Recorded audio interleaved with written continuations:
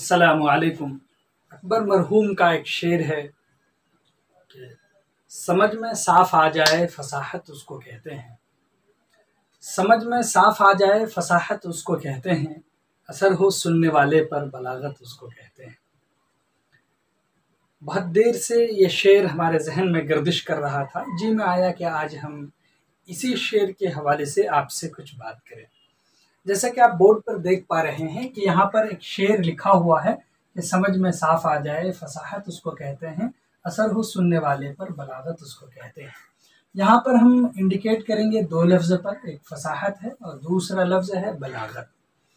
इसलिए हम इस पर इंडिकेट कर रहे हैं कि आमतौर पे अगर आप देखिए तो फसाहत की ये डेफिनेशन है और ये बलागत की एक तरह से डेफिनेशन ही है।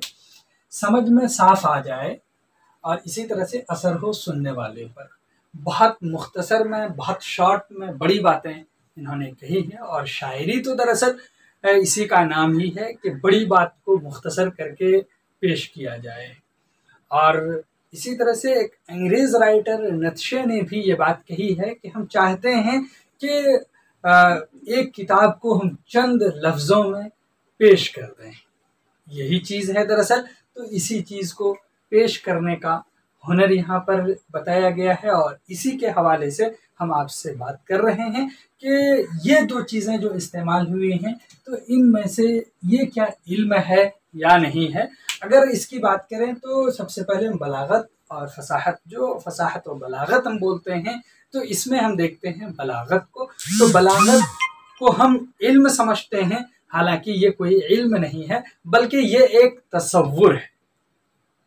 तसव्वुर है। बलागत उस सूरत हाल की तसव्वुराती शक्ल को कहा जा सकता है जो ज़ुबान को हुस्न और खूबी के साथ इस्तेमाल करने से सामने आती हैं, ज़ुहूर में आती या ज़ाहिर होती हैं। तो अब इसको इस तरह से भी आप कह सकते हैं, बलागत उस सूरत हाल को कहते हैं, यानी उस सिचुएशन और कंडीशन को कहते हैं जब कलाम में अल्फाज मामूली ज़ुबान के मुकाबले में ज़्यादा ज़ोर आवर और खूबी का हामिल हो। ये तो एक सिचुएशन में भी हम कह सकते हैं। तो इस तरह से हम कह सकते हैं अब यहाँ पर कि बलागत के लुग़वी माना, यानी लुग़वी माना इसके हैं तेज़ ज़ुबानी। ये इस तरह से तेज़ ज़ुबानी इसके माना है।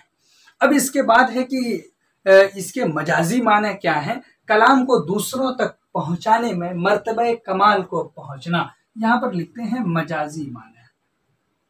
कलाम को दूसरों तक पहुँचाने में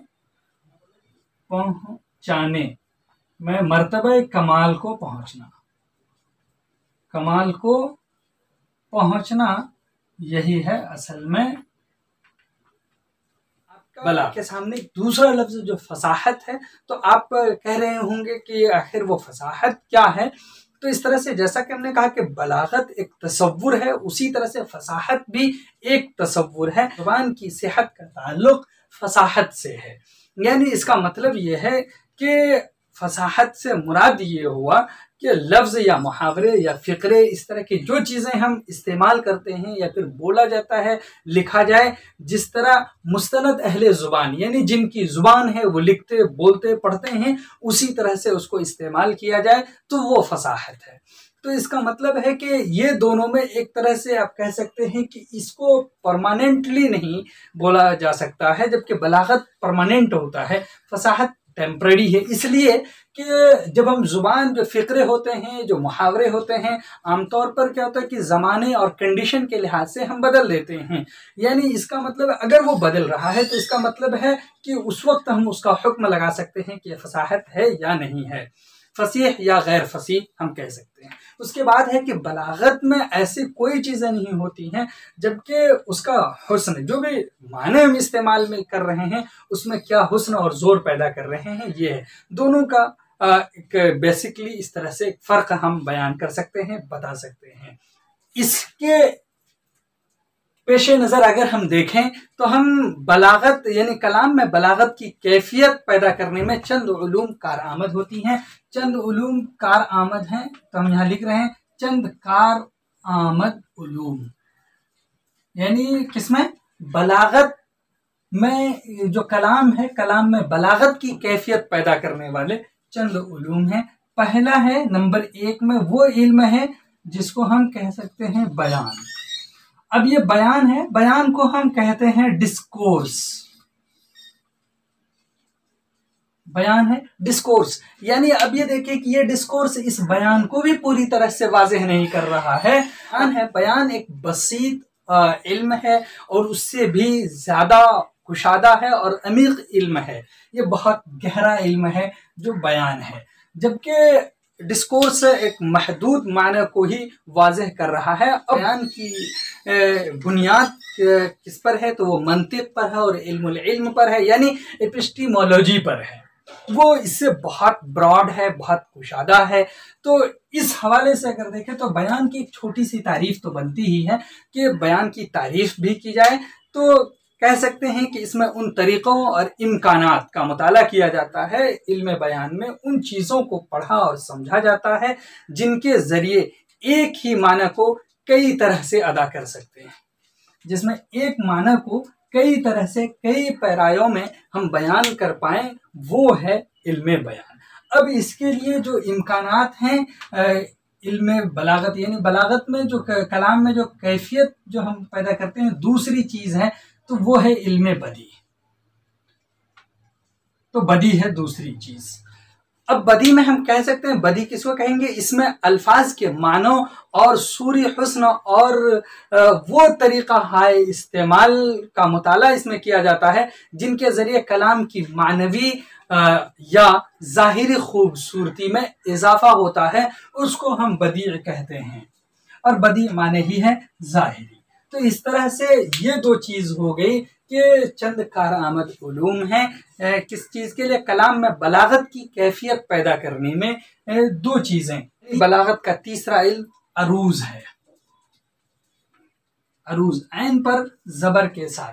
तो अब अरूज हम किसको कहेंगे, इल्म अरूज हम कह सकते हैं, उसको कहेंगे वो इल्म जिसमें ज़ुबान में अस्वात की और खासियत के एतबार से उन नमूनों में, यानी नमूनों का मतलब है पैटर्न्स के तलाशो तायुन की जाए, उसको हम अरूज कहेंगे। यानी इस तरह से बलागत में इसका भी बहुत अहम रोल है। इसी तरह से चौथी चीज़ है, बलागत का चौथा इल्म है इल्म काफिया। तो ये दोनों चीज़ें एक तरह से बहुत ब्रॉड है, इसको अलग से इन दोनों को भी पढ़ा जाता है, इनसे बाहर करके भी। यानी ये शेर व शायरी के लिए है और शेर व शायरी में काफिये का अहम रोल है, तो इसको अलग करके तकरीबन पढ़ा जाता है। और इन दोनों को तो अब हम देखें तो इल्म बयान और इल्म बदी में क्या फ़र्क है, तो इसको थोड़ा सा समझते हैं। इल्म बयान और इल्म बदी में फ़र्क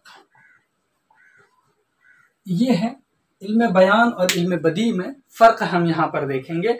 तो बेसिकली और बुनियादी तौर पर हम यहाँ पर आपके सामने दो तरह से दो फ़र्क हम पेश करेंगे ताकि समझ में आ जाए। अगर डेफिनेशन जैसा कि हमने इससे पहले किया कि बयान के डेफिनेशन ये आपके सामने आया कि इसमें उन तरीक़ों और इम्कानात का मुताला किया जाता है जिसके ज़रिए एक ही माना को कई तरह से अदा कर सकते हैं। ये एक बात है। अगर इस डेफिनेशन को आप सामने रखिए तो बयान एक से ज़्यादा माना को, यानी यहाँ पर देखिए तो पहले बयान हम लिखते हैं, तो बयान एक से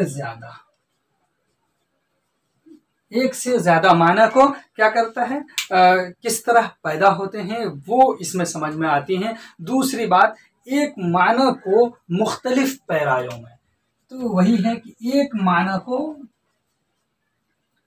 मुख्तलिफ पैरायों में, मुख्तलिफ अंदाज में, उसलूब में, स्टाइल में लिखते हैं। ये है एक दो बात हो गई बयान के लिए कि ये दो चीज़ें याद रखिए, नंबर 1, नंबर 2, ये बयान के ताल्लुक से। अगर हम फ़र्क बयान कर रहे हैं तो फ़र्क बोल रहे हैं तो उसके अलावा आप देखिए तो दूसरी चीज़ क्या है, बदी है।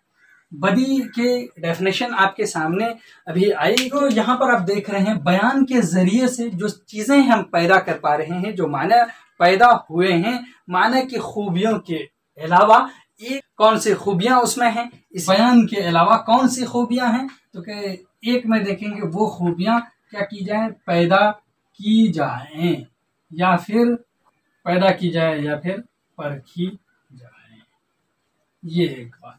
दूसरी बात इसमें हम कह सकते हैं कि खूबियों का मुताला करना, उनके ज़रिए अल्फाज में जिद्दत, बांकपन पैदा करना। यानी इसमें गोया कि खूबियों का मुताला करते हैं, फिर अल्फाज में इसी में क्या करते हैं, जिद्दत, बांकपन वगैरह ये पैदा करते हैं हम इसमें।